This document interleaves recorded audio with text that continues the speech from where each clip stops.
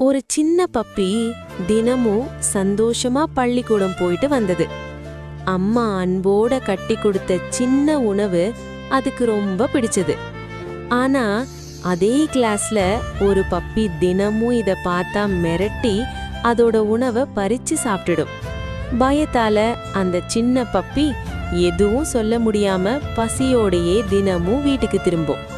நாட்கள் போக போக அது மெலிஞ்சு சோகமா மாறிச்சு. ஒரு நாள் அம்மா கேட்டாங்க, ஏன் இப்படி சோகமா இருக்க? அப்போ அந்த பப்பி கண்ணீரோட எல்லாத்தையும் சொன்னது.